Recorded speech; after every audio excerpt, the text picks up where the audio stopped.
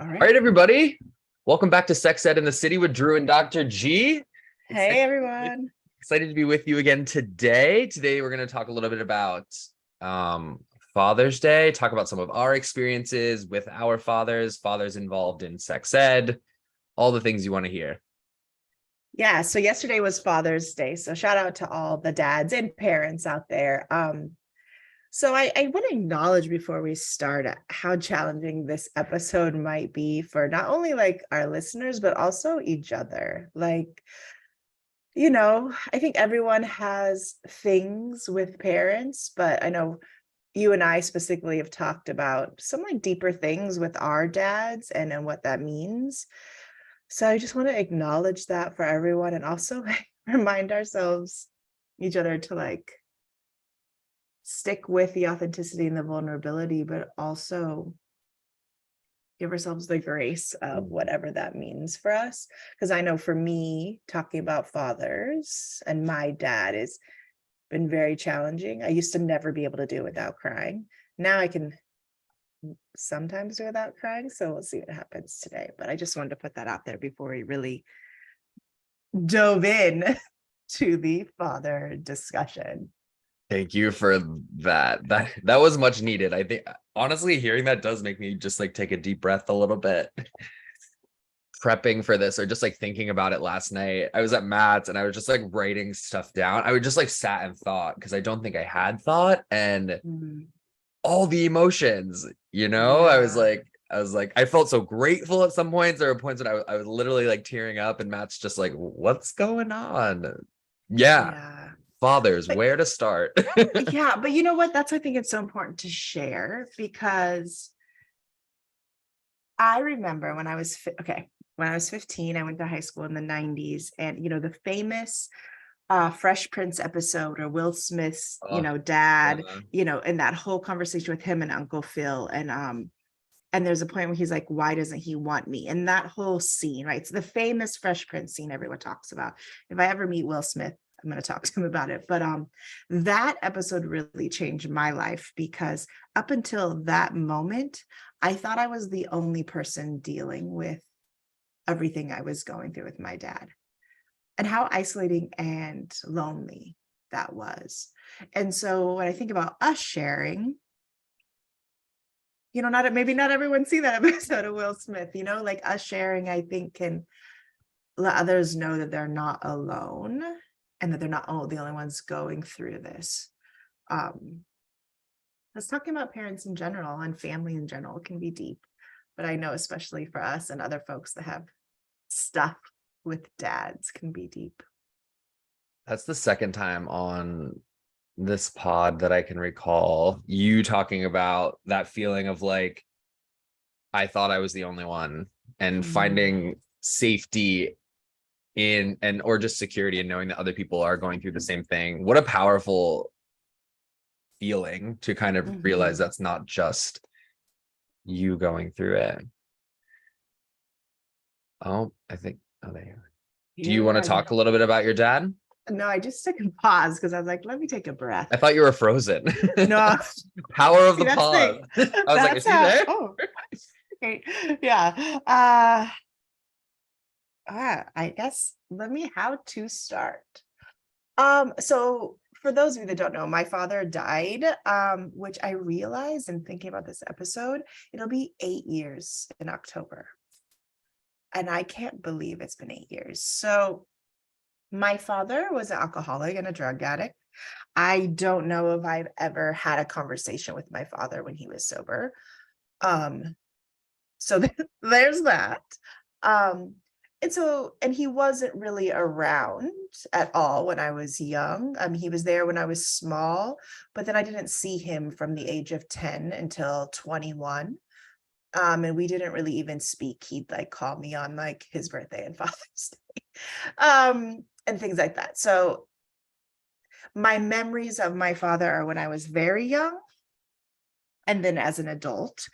Um, and also, I was fathered by many men throughout my life. My mom has been married many times. Love you, mom. Shout out. I know you're listening. But each of those men fathered me in a way, and now my uncle, I would say, is the person that fathers me. So even though I talk about my biological dad a lot, I hopefully will have a chance to share a little bit about those other men who fathered me as well. Mhm. Yeah, so that's like a brief nugget on my dad. Should we just get into stories, or do you want to share a bit about your dad?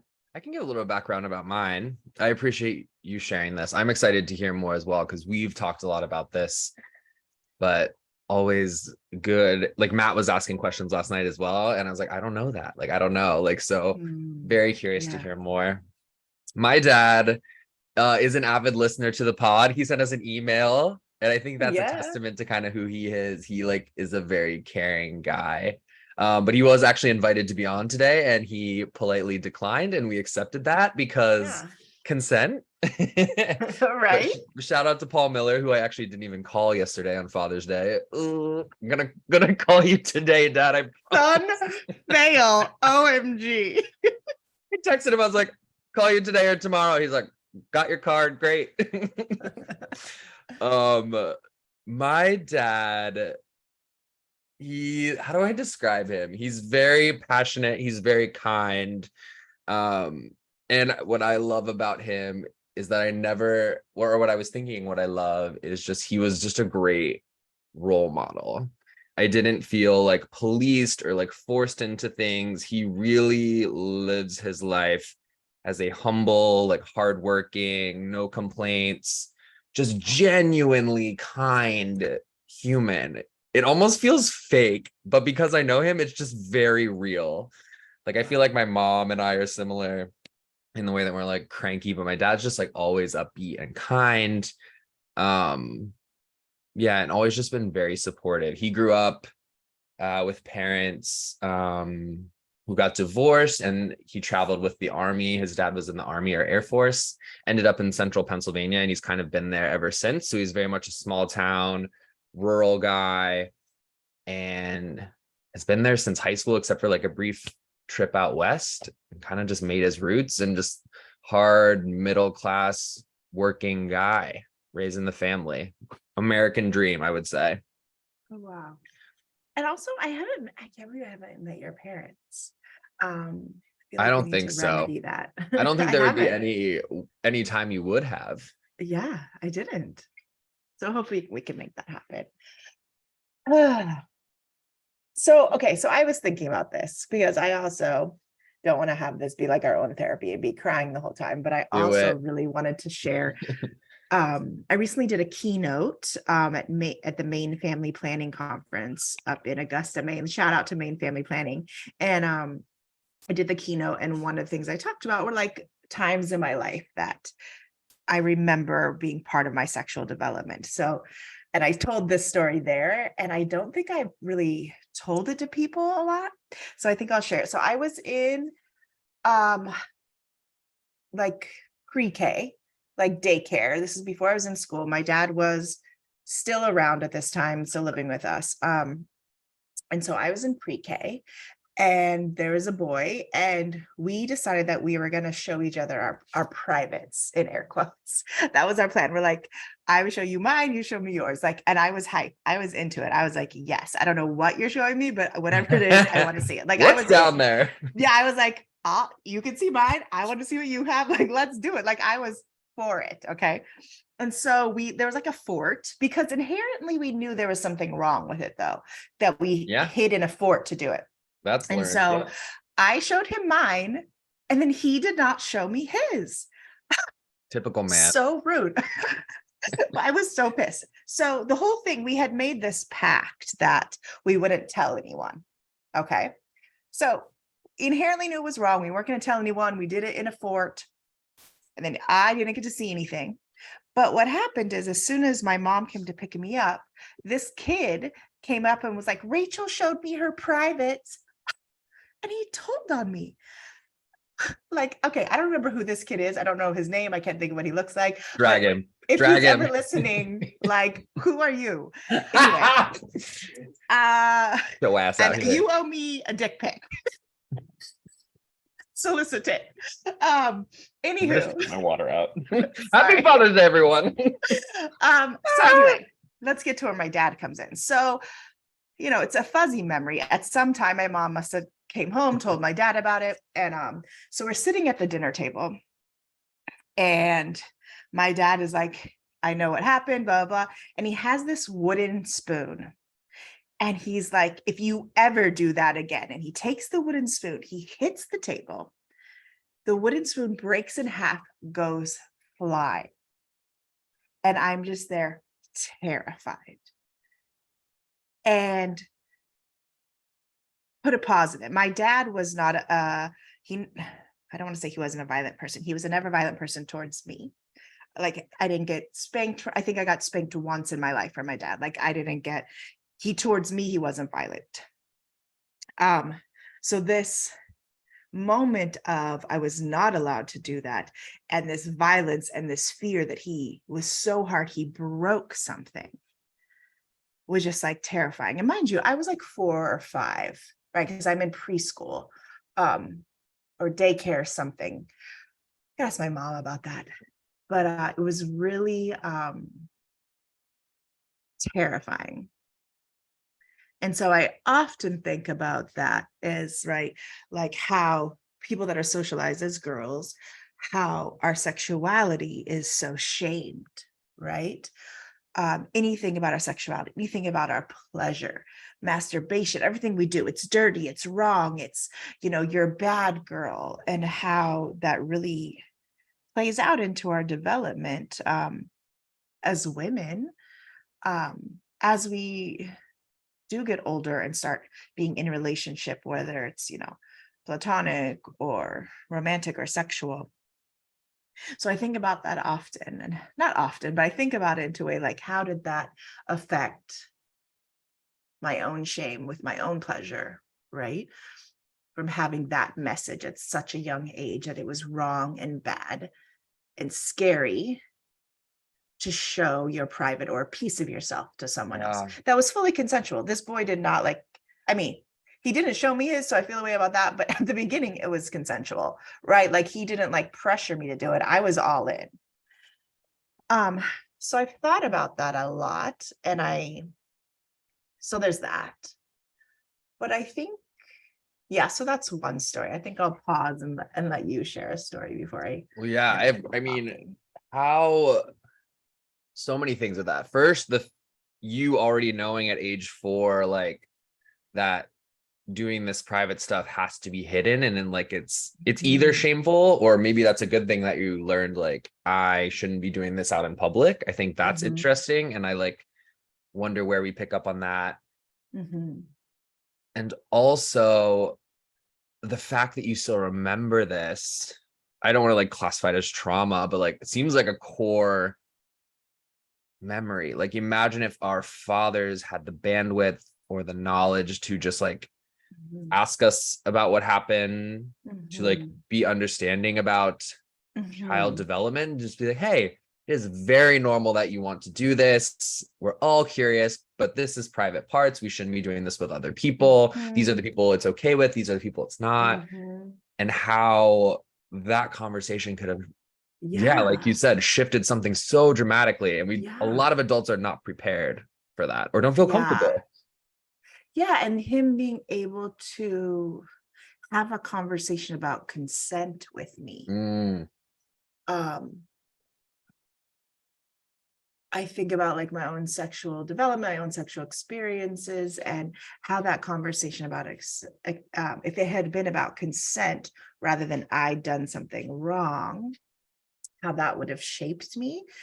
And it's so common, right? So many parents, and it's not that they're bad people, right? I don't want to shame parents, right? It's that parents love their kids and they are afraid that something is bad is going to happen.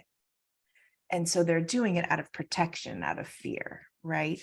But if we could change that and shift those reactions, that when we're afraid, instead of acting on fear, we act on love, how that shifts even someone so young and Mhm. how it molds them throughout their life, because society already gives enough messages to young people about sex. And I'm obviously speaking from the lens of a girl in this society. Well, we need our parents to help us like shift through those messages. um so I encourage folks, parents, to do that when they're sitting in their fear, to take a pause and kind of think about, is this my fear, or how can I, instead of reacting with fear, react with love Oof. and care and tenderness, and also without violence, right? Like Yeah. a lot of early memories of violence for me growing up. Yeah. Parents, yeah, I really feel like parents do the best they can based on what Mhm. they've learned. And I think parents should be kids' primary sex educators, like first and foremost. Yeah. These people making the arguments that it should all be taught at home, by who? What are you gonna learn? I mean, you'll learn some Yeah. things, but like blah. Yeah. Like most parents are not equipped, and it's not their fault, and I'm not blaming them, but like to Yeah. think that sex ed should not be taught in a school because parents know it all is like asinine, ridiculous. Get out of Yeah, here with that. because I mean, if all adults knew all the things about sex ed, we wouldn't have 99% of the issues in our Bruh. society that we have. Mandatory Yeah, therapy for every fucking everyone. parent out there. Jesus Christ, we're all traumatized. So traumatized. And this is, again, I don't want to shame parents because they're all doing Correct. their best, but like, it's interesting. I have friends who have children, and it's that they struggle with their kids in the teenage years. And I think because I have worked with teenagers my whole life, and I've seen the effects of how people parent their kids on young people, I often have a hard time when I'm hearing people that I care about talking about their parenting, and I'm like, ooh. And again, it is none of my business. I need to stay all the way out of it. Mhm. But it's often very times hard for me because I'm thinking about all the kids I've worked with, and they then came to me and talked about, like, I'm struggling with my family with X, Y, and Z, and how I wish I could have had like more open conversations with parents during that time. So I struggle with that as a friend to people with teenagers or preteens. I often just am like, I'll be quiet because it's not my business, but also I'm like, "Ooh," You like how, mean you mean like you want to help them out and you want to like give them yeah, advice? yeah. Okay, But okay. I don't think, for me and my friends, I don't think that they would. I think as an outsider, we always notice things that people might not notice on the inside, but I don't think it's my place to be like, XYZ, you're saying this to your kid, that's gonna fuck them up.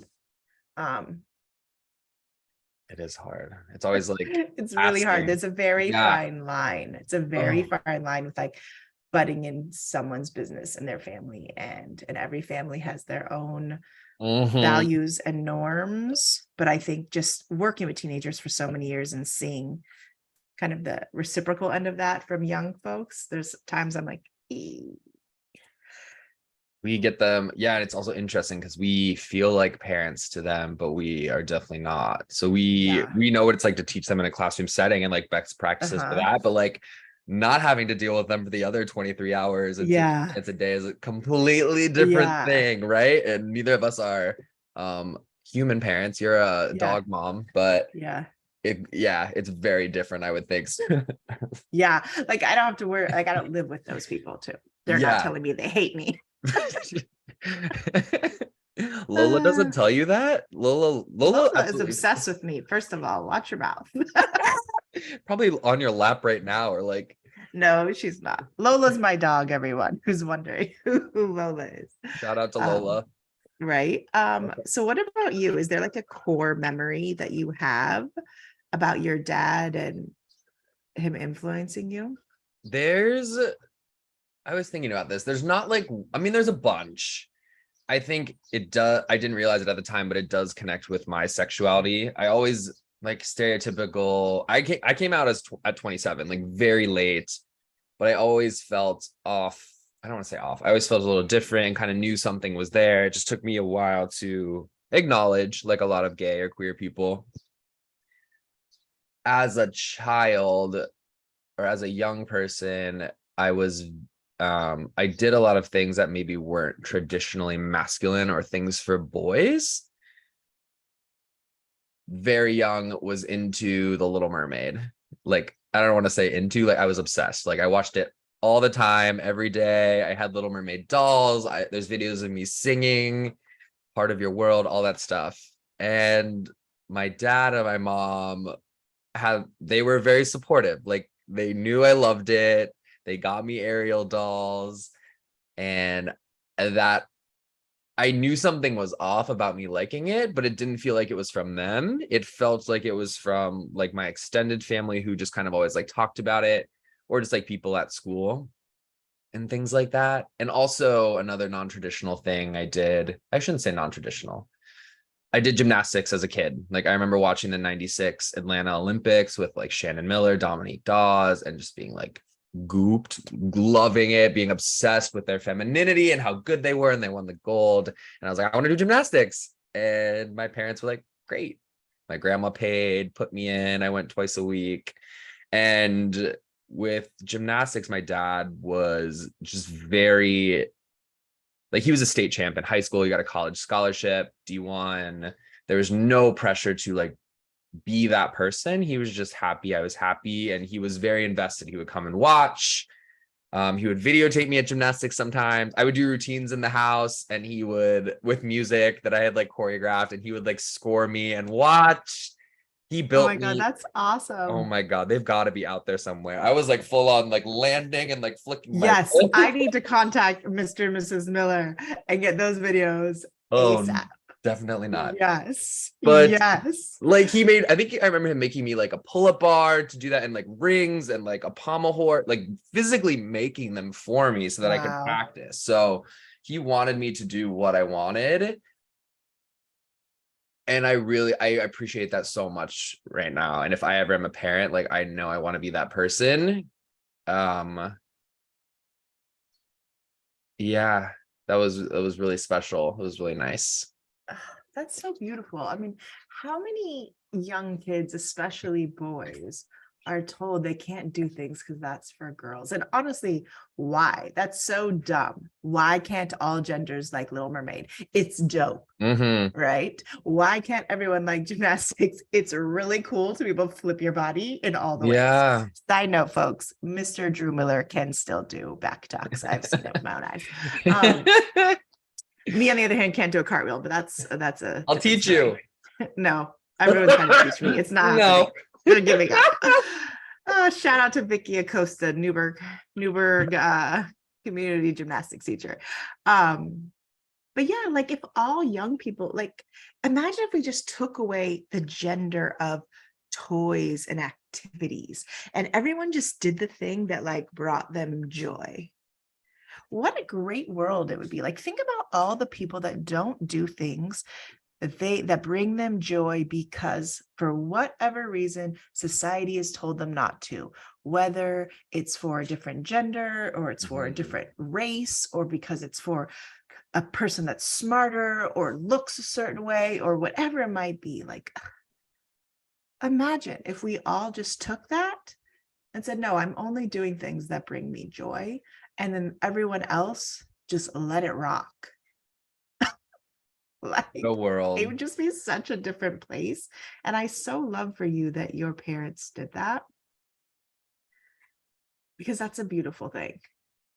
It's a really beautiful thing. I am grateful. Yeah, I kind of forget about it because I don't know. I guess I just don't think about it as much. But looking back, it's very much like, wow, like dad did it. Dad was supportive. He never missed like a practice or a game.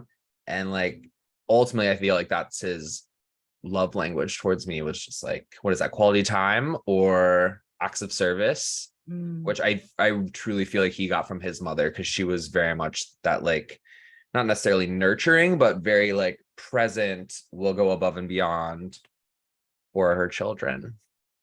It's awesome. Hmm. That's very beautiful. Yeah.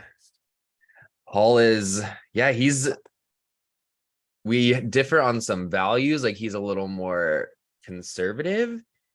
He's very religious as well, but I don't want to like, I don't look at him as like an oppressive religious person. Like he lets it guide him and he enjoys it, but he's not that type of person who's like trying to get people to become a Christian. He's not like preaching about it. He lives his life that way. And honestly, I feel like if a lot more people, a lot more Christians were like him, I might have a different value system with it. And I also felt like even though he was Christian, when I decided it wasn't for me, he was just like, okay, like that's fine. You do you, which I also am very grateful for. Like, let me live my fucking life. Thanks, Paul. Yeah.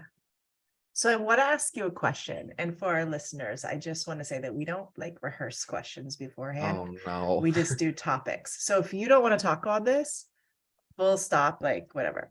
I'm Bring it curious if on. you are open to sharing um how your father's religious beliefs have hindered or supported or affected you as a gay man, and if you've had those conversations, or what has that meant to you in your own coming out. And I know you came out late. Yeah, If you're interested in sharing that with our definitely. listeners, no pressure. Helped, hindered. Yeah. So also clarify our relationship. I wouldn't classify us as close.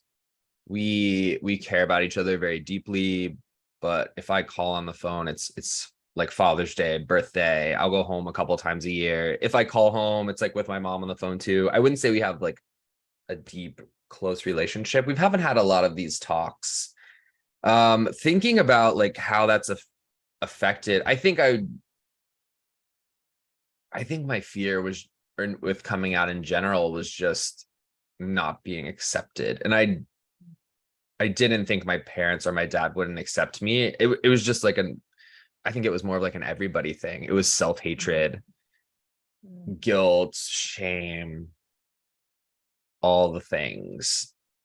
And I don't I can't think of anything about my dad like making me feel a type of way or like gay is bad. I never recall that, other than just having to just going to church and being like, what the fuck is this? Like this makes no sense. My church wasn't like anti-gay, but there wasn't a lot of queer or gay visibility in central Pennsylvania. But I do remember when I finally came out to them and my mom was like, oh my gosh. I think she was like, she had the shock. And my dad was like deadpan and was just like, I don't know if he said, I love you or I'll always love you or I'll still love you. No, not still love you. It's like, I love you no matter what, one of those things. And I guess that kind of caught me off guard because I wasn't expecting a dramatic reaction, but like that was not what I was expecting. I was maybe like okay, we'll deal with it, or like I don't know, like I need some time, but it was deadpan. Like I love you no matter what. And that's always stuck with me.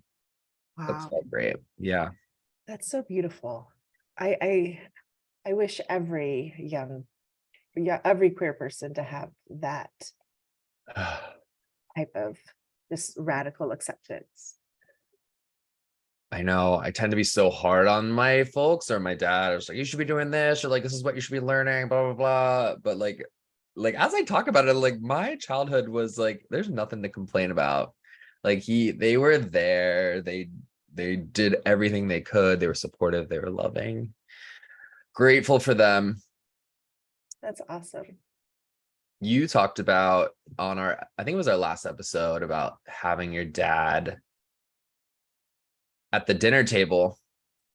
We talked about who would you Yes. invite, what kind of Yeah. conversations, or like I don't know, how do you feel about your dad? What would you talk to him about? I found myself getting emotional. Oh God, here it goes. There it is. There it is. I think I never had I would like to talk to him about why he made the choices he did at this age and maturity in my life. Yeah. Oh, there it is. Hello. Yeah, because I didn't get a chance to ask. Oh, wow. Yeah, so I would like to ask him about the choices he made and why. Choice, what? Father's Day is always very hard. Yeah. What do you mean by choices? So I don't want to get into all my trauma right here, but it was very challenging for my mom as a single mom and everything that my father did. Um, and so what I know is there was a point in time where my mother said, you should just stop coming around. It'll be easier if you're not around. And he did that. And I want to know why. Um, I can hypothesize about it, his own shame and his own fear and his Mhm. own shit combined with all his addictions that he used to combat that. But I would like to have a conversation with him as the person I am today about.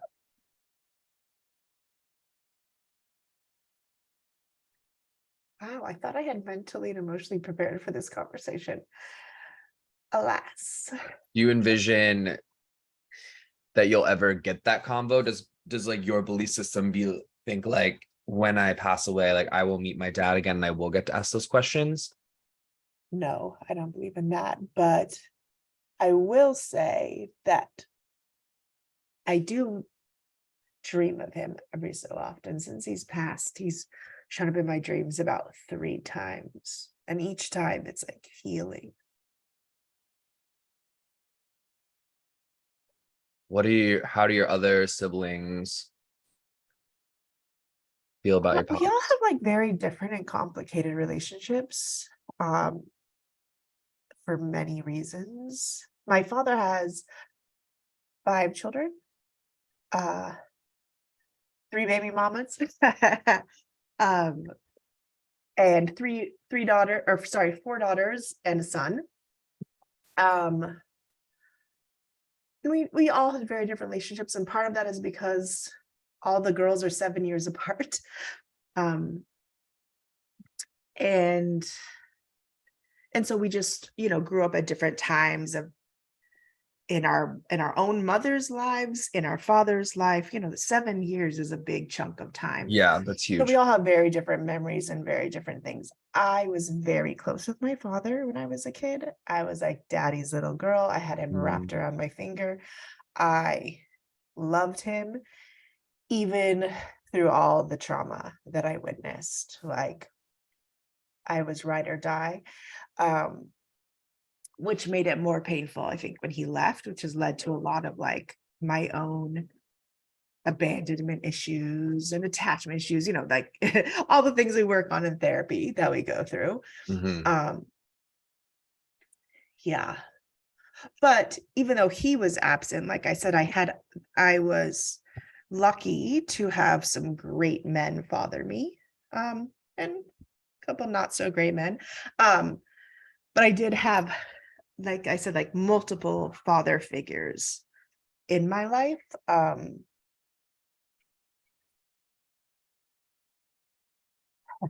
So one of my, I think probably besides my uncle, who's like my father figure now, one of my father figures when I was early on was a man my mom dated for, I don't know, I was young, so to me it seemed like forever, but it was probably just like 2 or 3 years. And he was an amazing dad. Like I loved him.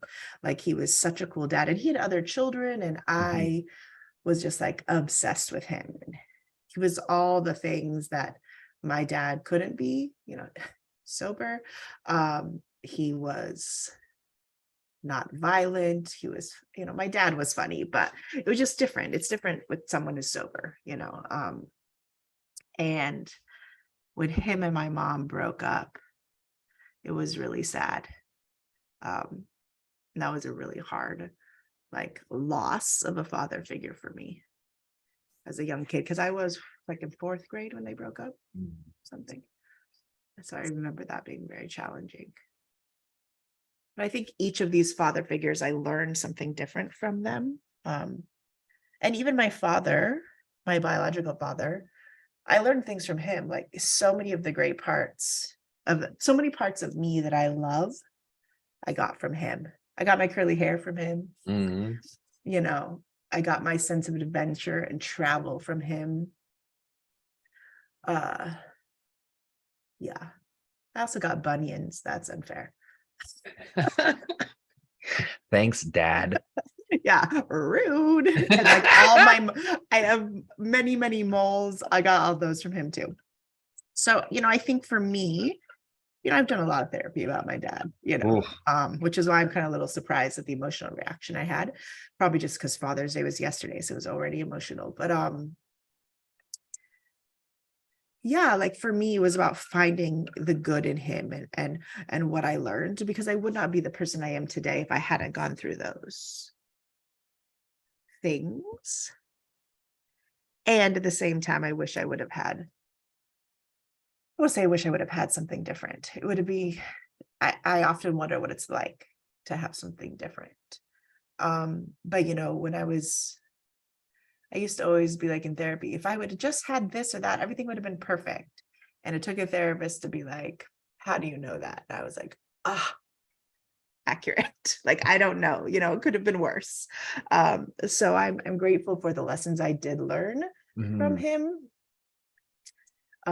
But it's taken a lot of work in therapy to kind of like also the trauma and the things about relationships to kind of like move me through those to have something different in my life in relationship.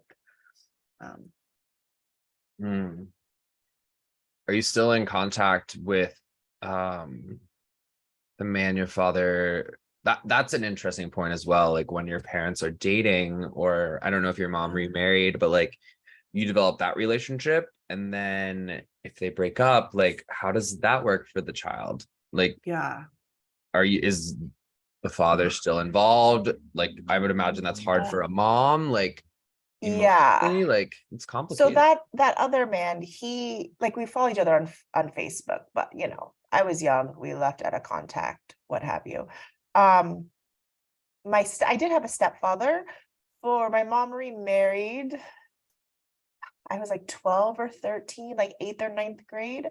And so she was married to that man for many years. I have two brothers, um, two half brothers, and he passed away this past year, which was really hard. I don't think I want to talk about him on this podcast because it's fresh and it's my brother's dad, and Mm. you know, that can just be left for the family right now. But I did learn a lot from him as well, both good and bad. Um, and then when him and my mom got divorced, and him and I no longer had contact as well. So there's a pattern in my life of abandonment from men, which I've dealt with in therapy. But it's like, knowing those cycles and understanding that and then approaching it differently is important. But as a teacher, I was able to connect with a lot of my students because of that. I think I've talked about becoming a teacher to be like the kind of Yes. adult I wanted to be. Mm. Um, so when I was a teacher, unfortunately, I had so many students with similar stories, dad stories. Um, and I could connect on them at levels that sometimes other teachers couldn't. And I think our conversations and discussions had a different lens than maybe some other teachers because of my experiences. And I think that was really valuable. I think that's what allowed me to connect with young people um, a lot in the health education space because of how I grew up and what I experienced. That goes into like, yeah, kind of like your research and stuff. Your research more about Mhm. like identity and how that influences, but like Yeah. every person brings in different things, which is why it's so cool to see so many different people with so many different stories Yeah. teaching, because that allows you connect with different kids that I'm not going to Yeah. connect with or somebody else isn't. So like Yeah. so valuable to have a lot of diversity or a lot of people with different experiences in the Yes. classroom. Yeah, it's so important for young people to have teachers of like different genders, different identities, different backgrounds, so that there's at least one person in their world for them to connect with. And then you might find surprising connections with people that they have Yeah. nothing in common with, or something you wouldn't think you have in Hmm. common with. I remember, I think I spoke before in the podcast about a student of mine who's in her 30s now. We're friends. And I remember her telling me, she's Black. She told me, she said, "Miss, you were the first white teacher I ever had." And I was like, oh, shit. I didn't even think about that. Right. And so she came in with like some feelings, right? Hmm. And we ended up being very close. So that's also interesting, right? If you've never had a teacher that has certain identities, and then learning about them, it can really be life changing for young people. Yeah. Yeah. So true. How are you feeling about dad stuff and your dad not wanting to come on the show, which I totally understand, right? Totally, shout out. This is not for everyone. Yeah. But are you worried about, I can kind of say whatever I want. My dad is no longer here. And even if I thought he was listening, he wouldn't care. But how are you experiencing talking about dads and kind of feelings, knowing that, like you see, you don't have a lot of deep conversations? Do you think this could lead to a deeper conversation? And would you want that? And how Mm. are you kind of feeling? I think Paul has definitely like sought that out at times. And I think I've kind of been closed off. So I don't even put it on him. Like I know there's been times when he's asked like questions. I'm just like, oh dad, I don't want to do it. I don't feel any type of way that he didn't want. I like chuckled, of course. Yeah. Because I think that's very much his brand. It's like, nope, I'm good, and that's fine. And Yeah. I totally respect that. I guess I was surprised reflecting on all these moments how like emotional I got. I think I tend to see a lot of people, and maybe you feel this way, like in New York or wherever we live, who have like deep quote in quotes like relationships with their families, and they spend a lot of time or like contact them every day. So I think sometimes I'm kind of like, oh, I wish I had that. Like my like some I don't know. But like reflecting on all this stuff, I don't know. I truly do feel really grateful. And like I'm grateful that I teared up. I got a little teary on the podcast. I got teary thinking about it last night. Um yeah, I would be open to having more of these combos with my dad. I think it makes me feel super uncomfortable. Like I can do this all day with a kid and just be like, let's talk about this. Or like, why do you feel that way? But for some reason, doing it with my father figure feels like, oh my God. It's like I want it, but I don't want to do it at all. Yeah. Well, I mean, it doesn't matter how old we get, we revert back to like these young versions of Patterns. ourselves Yeah. where the trauma occurred, right? Like that's why, like in therapy, right, folks work on what your trauma when you were young and working through that Hmm. so that you don't react to it the same as an adult. But I mean, with my mom, we're together. I fight with her like I'm 14 and I'm listening to myself Shoulder sound check. like a bratty 14-year-old. And I'm like, oh my God. And I just can't stop, right? And she's gonna, I'm sure if she's ever on the show, she's gonna have some things to say about Oh, that. she's coming on. She Oh, is she's for coming sure on and she's coming gonna up. like say all the things, but that's what we do. We revert back to those selves. And so I would love to see like more parents, and we're talking about dads today, but anyone who's a parent really just get involved in this feelings process with their young Mhm. people from an early age, and not starting when they're 14, right? Like Yeah. starting when they're young, because if you start when you're young talking about feelings and the hard conversations, then it's going to be easier when they're 14 and they're in their like asshole stage, right? Because every teenager's like, don't talk to me. I don't want to talk to you. Don't understand me. That's what we do, right? But if you've already built that foundation as a young person, I'm not saying it's not going to be there when they're a teenager, but it's going to be so much easier to have the conversations because the foundation is there, you know, and that emotional intelligence and talking to young people about their feelings and not devaluing their feelings or dismissing it is so important. And then helping them to learn strategies to work through that. And and isn't that the power of health ed, right? Like if we all had health ed every year, we would need so much less therapy because we'd already have these tools. Yeah. Yeah, I have a lot of hope for the younger Gen Z, maybe some Mhm. younger millennials who have gotten more of this or are more in touch with this stuff because of social media and through education. Like, I think a lot of this emotionless, I don't want to say emotionless, but like non-traditional like masculinity or fatherhood can just be better. Like we can have Yeah. father figures who are more in tune, who are more curious about their Mhm. children's emotions and not making them feel like they can't feel that way or that's a quote unquote bad. It's just uncomfortable. Yeah. Let's talk about it. Well, and I love the work that's being doing in the field about masculinity and Yeah. fatherhood, right? If you look at Yeah. shout out to Christopher Pepper, shout out to Dr. John Taylor, shout out to Dr. Nikisha Floyd, Dr. shout out to Dr. Floyd. James Wadley, shout out to like all these people that are doing dope things talking about masculinity as it relates to fatherhood. And I'm hoping to get all those people on a panel for the podcast someday. Please. Um, Working on that. Shout out, folks. Heard it here first. Mm-hmm. Um, because that is so important. And this is not to like not talk about moms. We'll talk about moms and other parents another day. But I think specifically talking about fatherhood is so important because we do need to reshape how we're looking at masculinity so men can be empowered to father in the ways that uh builds better, not better, builds more emotionally intelligent men and men who have joy.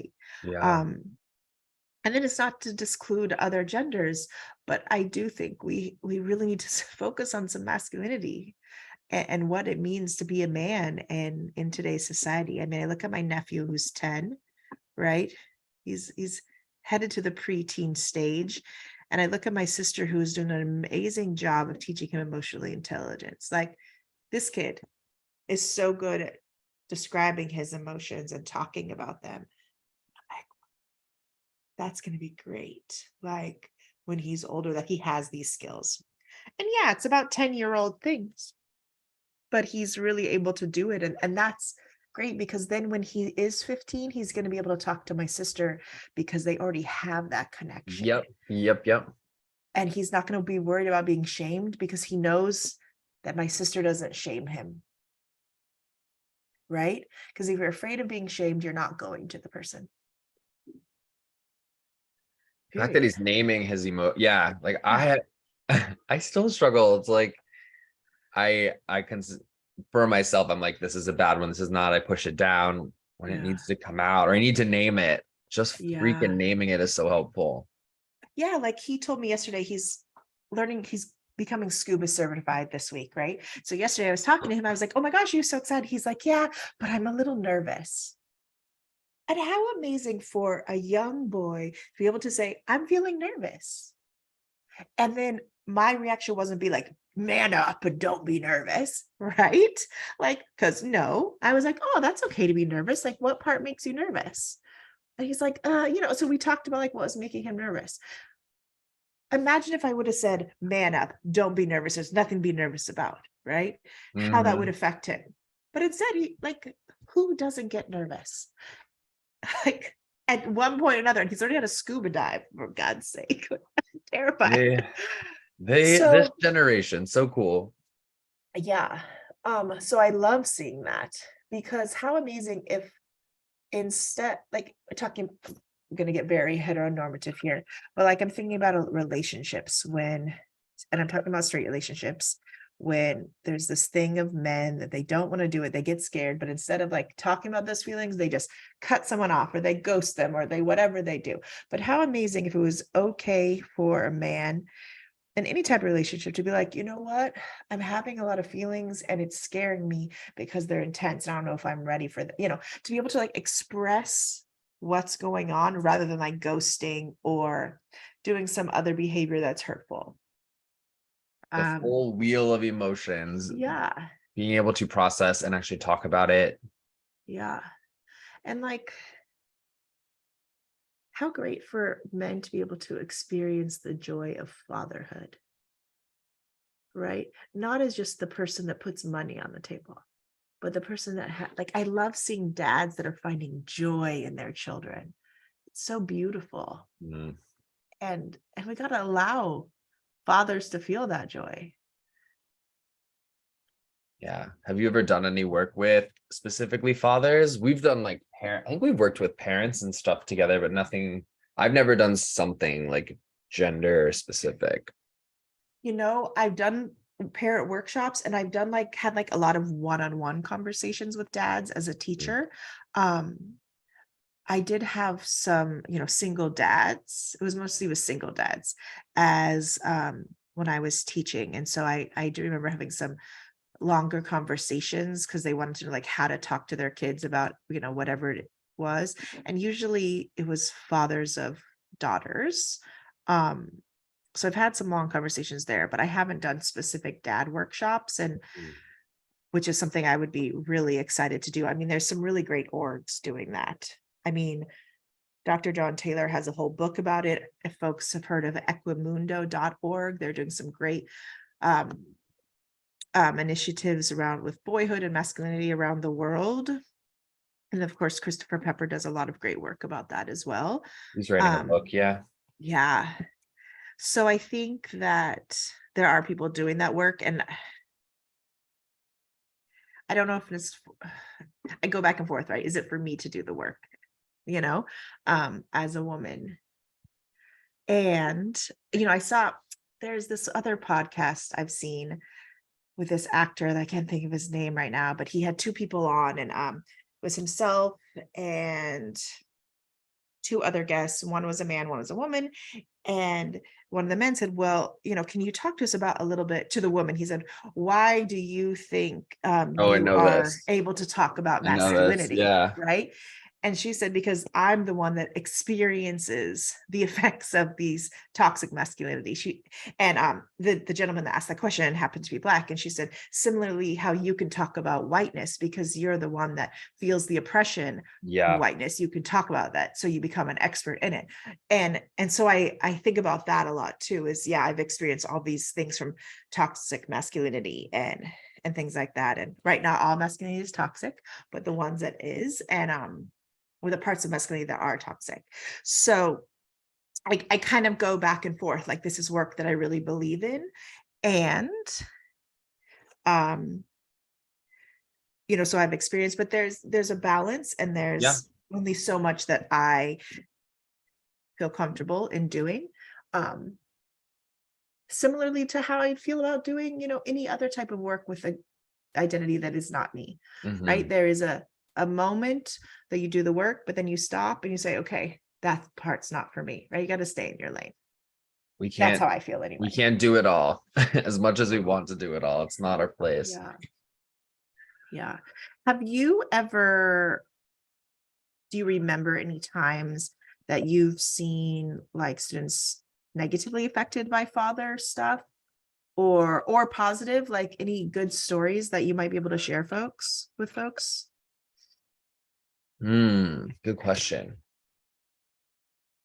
I see it a lot with sports because I'm also the coach. Mm. I see a lot of the parents and the dads who really take an interest in their child enjoying track and field or enjoying cross country.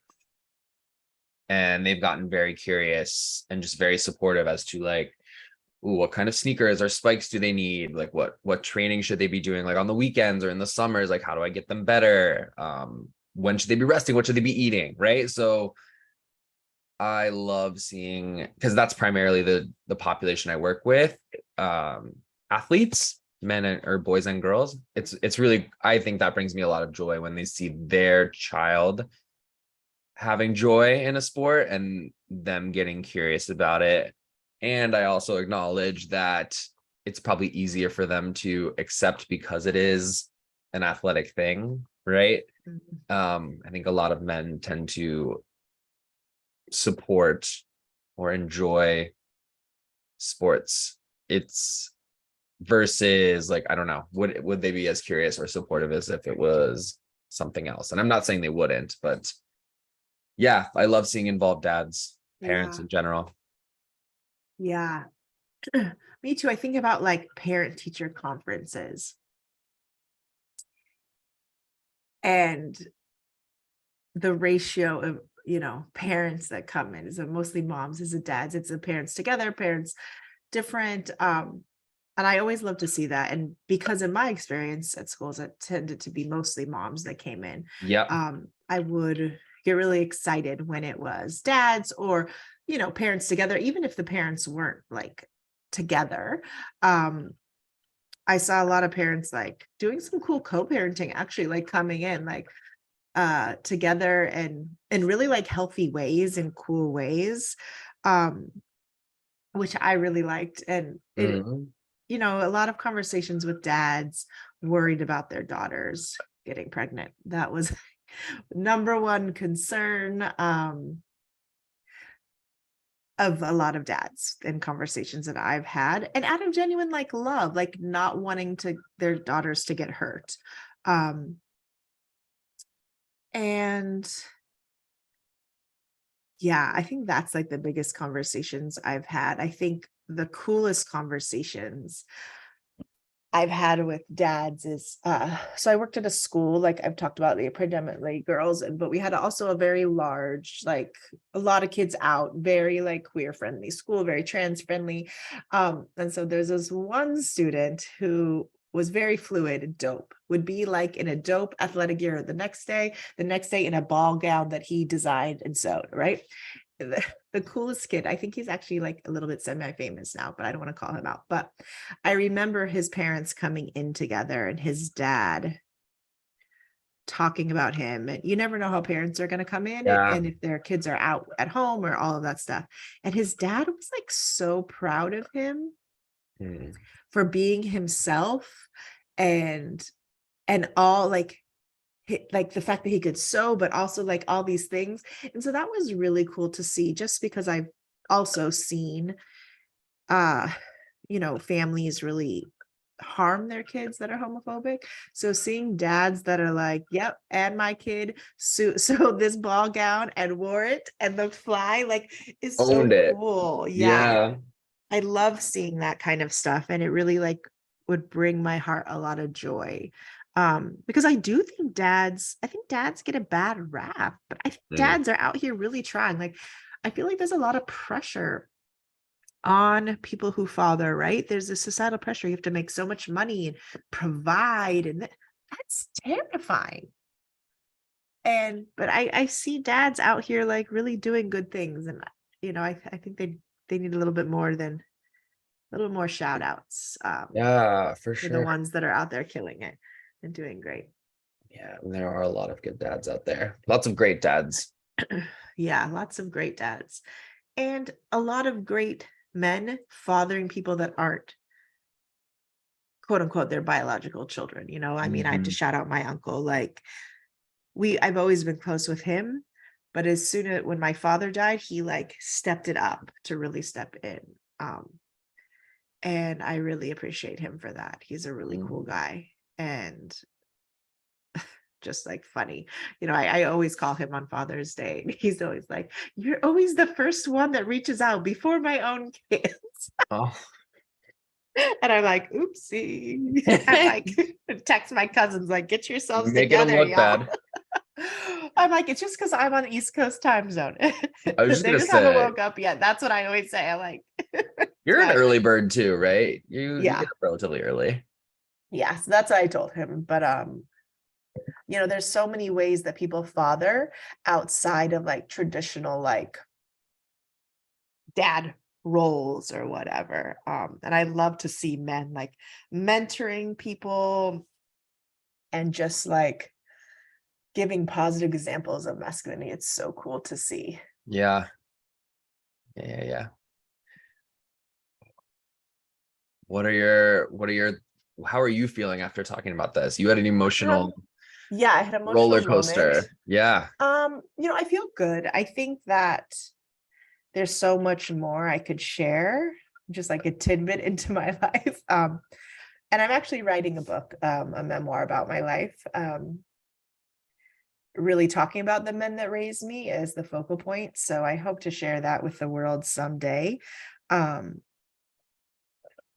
but yeah, I'm feeling okay. Like I'm getting better at being vulnerable. And like I said at the beginning, I think it's important to share vulnerability because I'm feeling this way and I know I'm not the only one. Will Smith taught me that I am not the only one. So it's important for me to kind of like give back so the other folks know they're not the only one, whether it's a teenager or, whomever it might be. I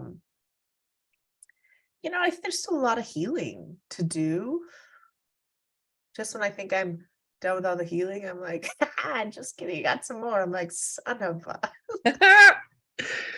Isn't it the worst? We're like, okay, I'm great. That's why all these people like go to therapy and they're like, Yeah. oh, I'm okay. I don't need them anymore. And I'm just like, what do you mean? Like, how do you just like, I get it, like financial reasons, all that stuff. But like the thought of like, I don't know, I'm finding shit about myself that I don't know. Yeah. Like every other week, I'm like, God damn it.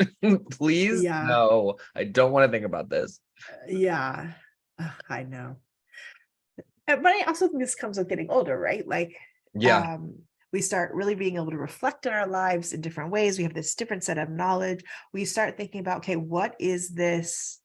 Well, I'm a little bit older than you, right? But in my, I'm about to be 46, so I'm quote unquote middle age, which is wild. Because I saw a meme that said, my outfit is middle age, but in my heart, I'm spring break. And I really felt that. um, but yeah, like people in my age group were, thinking about like what are we doing with our lives, right? Like, is this how I want to live the rest of my life? What am I leaving behind? All of that kind of juicy stuff. Mhm. Um, so part of that for me anyway, and for many others, I think, is really just self-reflection, taking stock of our life and what the fuck we're doing. Does anybody even know? I don't know. Yeah. Well, Mm. I know that it should be all about joy. And what is the point of living if we can't find joy? And so I'm like on this quest, like we should only be living for joy. Yeah, we need money and all of these things. True. But I really want to focus on joy and I hope that people can find joy in the people that father them and I hope that fathers can find joy in fathering. I'm curious how my dad is gonna feel when he listens to Yeah. this. I'm looking forward to having that conversation. Well, I shouldn't say looking forward to. I welcome that conversation Yeah. when he listens to it. Yeah. I have another question for you. Do you want to be a father someday? Is that something you're interested in? I have gone back and forth since for as long as I've known.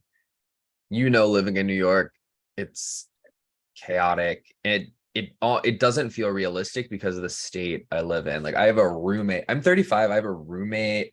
Like I'm living paycheck to paycheck. I want to travel. I don't have space. I don't have the emotional energy. Um, I've been asked by people to be like a sperm donor. So I thought about that and what that could look like as a father. I have always thought about having kids. I honestly don't know. It depends on the day. Mm. It feels like it would have to be like a time more secure than I am right now, financially, like time wise, So, mentally. okay, let's say all things are perfect. You have the money, the time, you're blah, blah, blah. All those things are perfect. Do you envision yourself being a dad? Oh my God, that's so hard. I don't know. Okay, you Yes, don't have to, yes, fair. You don't have to have sometime. an I, answer. I guess you're right. If all the factors were good, yeah, Uh-huh. I would. Yeah. Okay. The fact that it just seems like out of reach for me at this current state. And the cool thing Mhm. is, like, if I want to have children, someday I can. Like, it's a Yeah. lot easier for people like me than people Yeah. whose clocks are ticking. Yeah. You've already For expressed that you do sure. not desire Yeah, I'm good. parenthood, correct? And Other that's than good fluff. because I've entered the perimenopause. So that ship has sailed, my friends. What's Um, perimenopause? Is that like it's pre-menopause? yeah, Yeah, it's all the fun things. We need to do a whole talk on menopause. We'll save that for another day, but Yeah, this was yeah, a lovely I talk. don't have a desire to be a parent. Um, I'm good. I am so good. Although I do think that someday when I'm more financially able, I would love to foster young people that, especially like queer, trans young folks that have been maybe displaced by their families or kicked out of their home. Um, I would love to foster young people and give them the care and the affirming space they need. Yeah. I would love to do that because I know that Mhm. there are so many young people that, have to engage in really scary behaviors because for safety and for, for survival. To So I survive, would yeah. really love to do that. I live in a 1 bedroom apartment, so I'm not financially able to do that right now. But I think that I can imagine when I'm in my 50s, that that's something I would do for sure. But like teenagers, like 14 and above. I say that all the time too. I'm like, I got 90 kids a semester. Like, do I want one Yeah. of my own? Like, we are not parents, obviously, but it feels like it, and it's Yeah. exhausting. I don't understand people that are teachers and then are parents. Like, okay, so my sister-in-law is an elementary school teacher No, and she comes home to 2 children no. under 5. And I'm like, what? Now, he has a supportive partner, like her and my brother are like all, in the mix together. But I'm like, oh no. I think about that often too. That's wild to me that people work a full or like before work, go to work, come home to more kids. Like, what do you do for yourself? How do you get time to yourself? How do you take care of yourself? Do you take care of yourself? Yeah. I'm not taking care of myself as a 35-year-old, I don't know, whatever, non-dad. Yeah, I mean, I can barely take care of myself, and my dog is like really my limit, and my plants. I have a plant addiction that's big. It's a little bit out of control. I need to stop. I think I need Ooh, intervention. But I'm not plant even parent. joking. But yeah, parenting is challenging. I'm excited though, some of our future guests that we're going to have on that are really experts in the parenting space. Great. That's going to be really exciting. We have Kelly Rasu coming on. We have Morgan Cuffey coming on, a couple other folks. So having them come on and talk about parenting and give some tips to some of our parent listeners as experts and also parents is going to be really exciting. Yeah. Um, Can't wait to get so these I guests can't, on here. I know, right? They're coming up soon, folks. Um, so I think, are we wrapping it up for today? I have expressed everything I need to express. Okay, yeah, same. All right, folks. Well, we will see you at our next episode. Until then, if you can call your dad or your father or whoever is giving you that fatherly joy. And we'll see y'all next time.